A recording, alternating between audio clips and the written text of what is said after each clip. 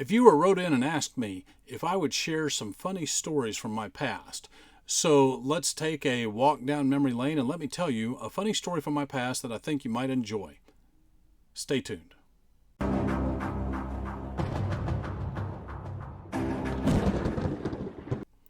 Welcome to the Patriot Training YouTube channel. My name is Clay Howell. I'm the owner and head firearms instructor at Patriot Training.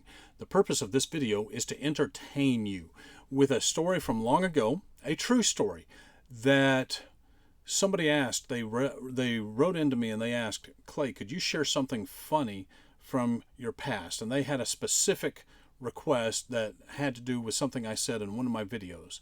And so therefore I was reminded of this story, and I wanted to go ahead and let's bring up a story from the past that I think is funny, and let's see how it's reviewed. If you guys like the funny stories, I will do more of them. If not, it's one video, we can all get over it. If that causes you to unsubscribe, bye Felicia, it's all good.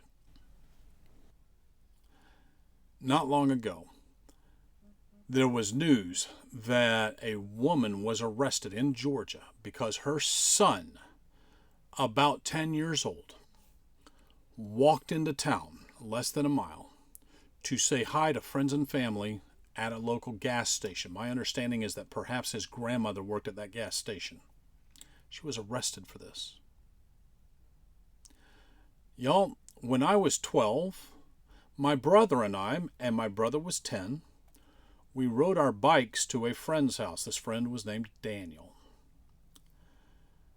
When researching for this video, Google Maps shows that the distance from the house I grew up to Daniel's house was 3.5 miles. So we rode our bikes 3.5 miles. Oh dear. It took us less than an hour, just a little bit over half an hour, in fact, with all the stops and having to cross traffic safely and other things that you have to do when you're riding a bike. Then we essentially picked up my friend Daniel. He got on his own bike is what happened. And he was age 11 at the time. And we went to a nearby area in Chattanooga that had different attractions, different businesses and things that we wanted to see. That area is the Highway 58 area. It still exists to this day. There are still many businesses there.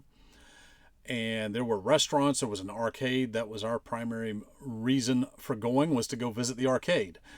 And Google Maps shows me that the trip from Daniel's house to the arcade was 2.7 miles. So if you're thinking about it now at this point in time, my brother and I are in this adventure for over 6 miles on a bike. We're over 6 miles from home.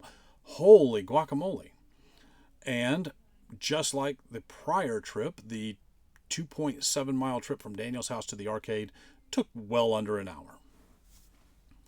So what did we do when we got there? Well, Daniel and my brother ate at a restaurant that was very close to the arcade. We had to save a little bit of money because we didn't have a lot.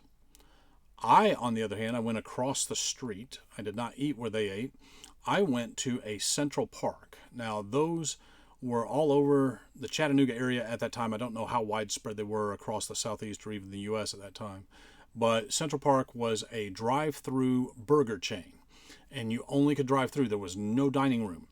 And one of the signs outside says, "We do not permit walk-up customers."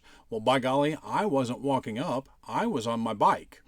So the person saw me on my bike and was about to take the order, and she closed the window and she consulted with her manager, and she said, "Okay, well, the manager said you're not walking, you're on a bike, so we can serve you."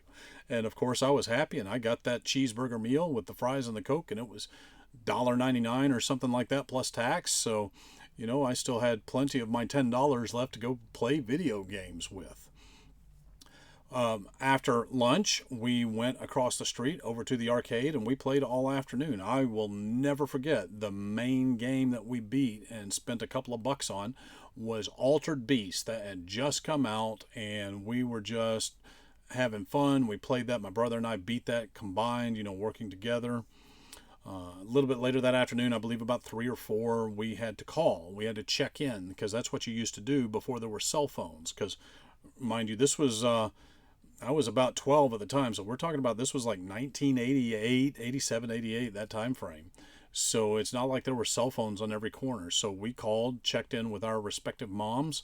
My mom was going back and forth in that morning on whether or not we would be attending a certain event at church that night. Well, it turned out we would. And so she said, you just stay there. I will come get you. We will put the bikes in the back of the minivan. And that's what we did.